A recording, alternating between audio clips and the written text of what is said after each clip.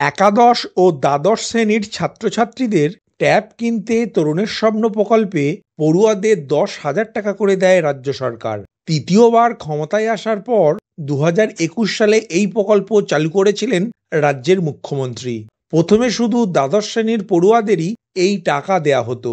এই বছর একাদশ শ্রেণীর পড়ুয়াদেরও ট্যাব কেনার টাকা দেওয়ার সিদ্ধান্ত নেওয়া হয় রাজ্য বাজেটেই। ট্যাবের টাকা না পাওয়ার অভিযোগ প্রথম উঠেছিল পূর্ব বর্ধমানে। তারপর রাজ্যের বিভিন্ন জেলা থেকেই পড়ুয়াদের টাকা গায়েব হওয়ার অভিযোগ মিলতে থাকে। কলকাতারও বিভিন্ন জায়গার স্কুলের পড়ুয়ারা একই সমস্যার সম্মুখীন হয়। এখনো পর্যন্ত 8,000 জন পড়ুয়া প্রতারণের শিকার হয়েছে।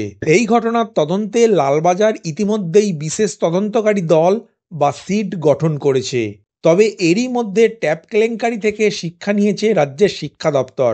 2025 সাল থেকে পড়ুয়াদের অ্যাকাউন্টে ট্যাবের টাকা পাঠানোর প্রক্রিয়া চালু হতে চলেছে নতুন কড়াকড়ি। প্রশাসনিক সূত্রে খবর, পরের বছর থেকে 8টি ধাপে পড়ুয়াদের ব্যাংক ডিটেলস ক্রস চেক করার পরে পড়ুয়াদের অ্যাকাউন্টে ট্যাব কেনার 10,000 টাকা ঢুকবে।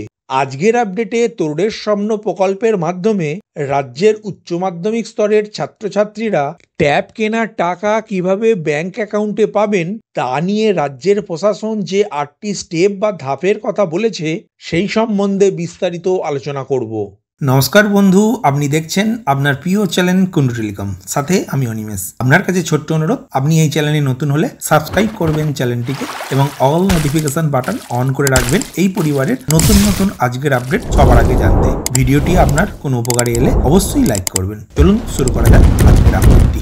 ট্যাব স্ক্যামের পরে রাজ্যের শিক্ষা দপ্তর সূত্রের খবর, তরুণের স্বপ্ন প্রকল্পে পরের বার থেকে পড়ুয়াদের দেয়া অ্যাকাউন্ট নাম্বার এবং সংশ্লিষ্ট পড়ুয়ার নামেই অ্যাকাউন্ট আছে কিনা তা যাচাই করা হবে। সেই যাচাই প্রক্রিয়া হবে 8টি ধাপে।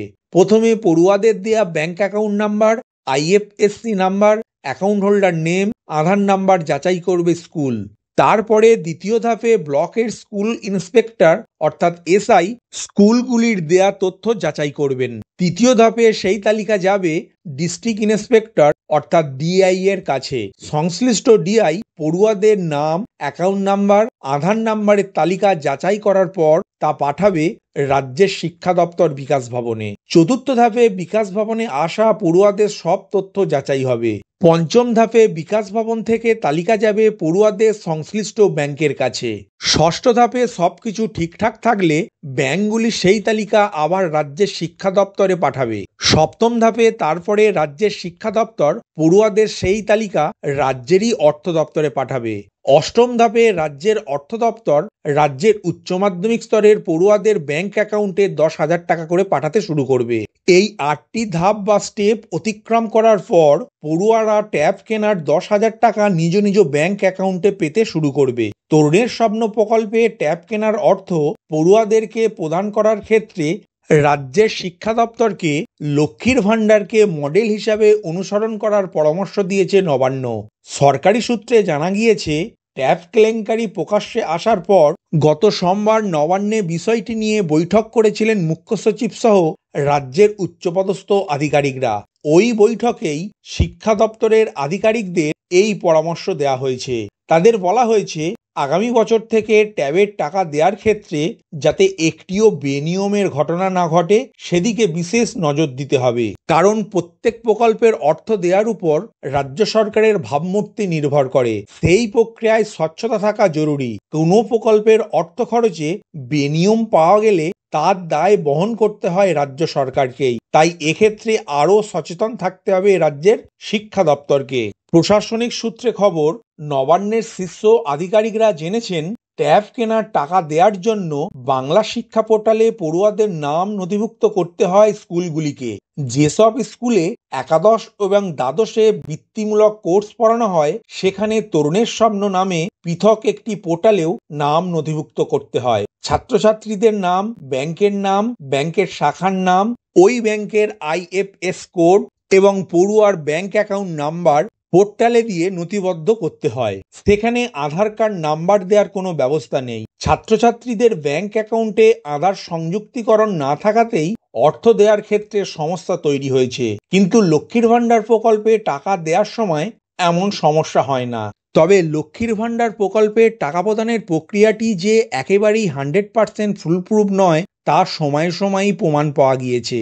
তবে লক্ষ্মীর ভাণ্ডার প্রকল্পটিকেই মডেল হিসাবে নেয়ার পরামর্শ দেওয়া হয়েছে। যেহেতু নারী, শিশু এবং সমাজ কল্যাণ দপ্তর লক্ষ্মীর ভাণ্ডার প্রকল্পটি পরিচালনা করে, তাই ট্যাব কেনার অর্থ দেওয়ার ক্ষেত্রে তাদের সঙ্গেও আলোচনা করার পরামর্শ দিয়েছে রাজ্যের স্কুল শিক্ষা দপ্তরকে।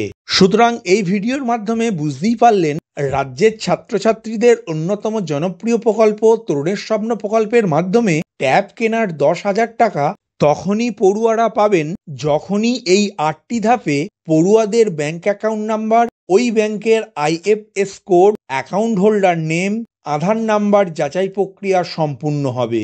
ভিডিওটি প্রথম থেকে শেষ পর্যন্ত দেখার জন্য ধন্যবাদ। এই ইনফরমেটিভ আজকের আপডেটটি আপনার বন্ধু ও পরিচিতদের জানাতে বেশি বেশি করে শেয়ার করবেন, আর অবশ্যই কমেন্ট করবেন ভিডিও সম্বন্ধে আপনার কোনো ডাউট বা জিজ্ঞাসা থাকলে, এবং আপনার কোনো মতামত জানাবেন। ভালো থাকবেন, সুস্থ থাকবেন।